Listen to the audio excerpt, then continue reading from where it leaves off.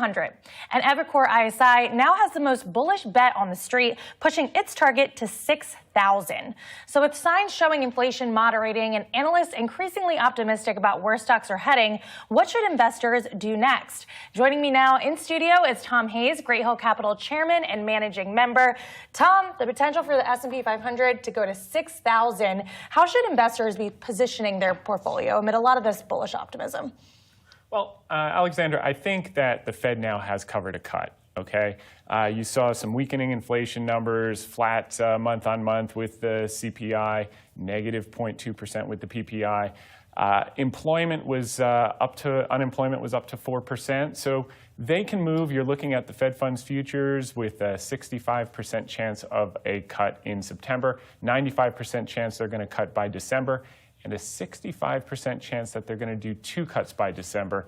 And I think the reason that's so important, Alexandra, is that you've seen such a concentration in this rally with NVIDIA, with Microsoft, with a few others.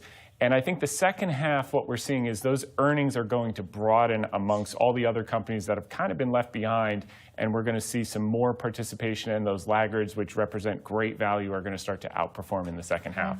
So you mentioned the probability that we'll see interest rate cuts in the fall, maybe 1, maybe 2. Yeah. Given that, is now the time to load up on interest rate sensitive areas of the market like small caps, or are there other areas of the market that you're more bullish on? I think you hit the nail on the head, Alexandra. I think you want to be in small caps. I think you want to start to look at REITs. I think the other thing that people are overlooking is that as of June 1st, so just a couple of weeks ago, the Fed is now back in the market replacing $35 billion a month of treasuries. That's $420 billion of additional liquidity for risk assets. So before, that money had to come in from private markets to absorb that $35 billion of treasuries that were rolling off.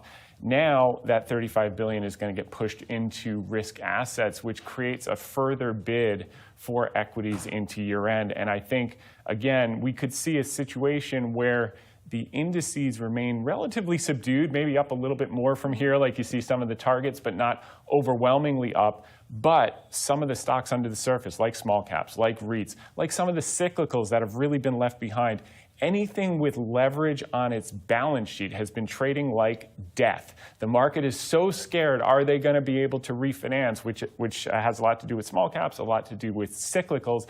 I think once they actually see that cut or 2 cuts is going to happen, credit markets are going to open, and you're going to see these stocks absolutely rip into year end, and that's where the exciting opportunity is. Okay, so positive on small cap names. What about any areas of the market that you would avoid at this point?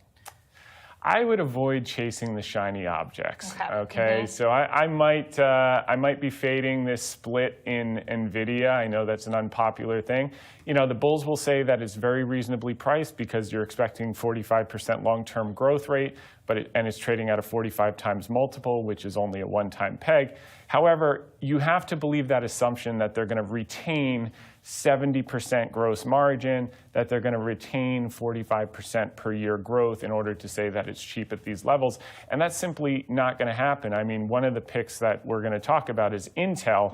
That's received over $45 billion from the U.S. government in terms of grants, tax subsidies, loans to create a competitive foundry to Taiwan Semiconductor. And that stock, you can't give it away at $30. And X the foundries, the legacy business alone, the PC refresh, the server refresh is worth $45 to $50 a share. And I want to go back quickly on rate cuts, because the Fed's only going to cut if we see inflation coming down. But there's a distinct difference between prices coming down and the rate of inflation coming down, which I think can confuse consumers a little bit. Yeah. You said in your notes that there's no way prices are going back to 2019 levels. Yeah. Why not? You know, we all wish that. The only way you could get there after printing $6 trillion of money or increasing money supply by $6 trillion would be a deflationary depression like we had in 2008, 2009, where you actually have default and a contraction of money supply. What the Fed needs to see is just a slowing of the pace of price growth. And we're certainly seeing that. As a matter of fact, if you back out owner's equivalent rent and auto insurance, which finally we got a negative print, which we were all like, all the bulls are like, thank God, right? You know, we've been waiting for this forever. Now we just need to see owner's equivalent rent. You back those 2 out, headline inflation is at 1.83%. So they should be at the point, you know, this was kind of like a hawkish rhetoric this week that kind of threw the markets a little sideways for the stocks that are not called NVIDIA. I think we're going to start to see more of the speakers come out now that they're out of the quiet period and start to give us some expectation that even if Kashkari, who's been Mr. Hawk, saying, yeah, by December you'll get one, and then some of the more moderates coming out and saying maybe one, maybe two, we get some more data, I think that whole group of left behind stocks are going to really, really rally. And that's where the money's going to be made in the second half. All right, awesome. Great to get your insights, Tom. Thank you so much. Tom Hayes, Great Hill Capital Chairman and Managing Member. My pleasure.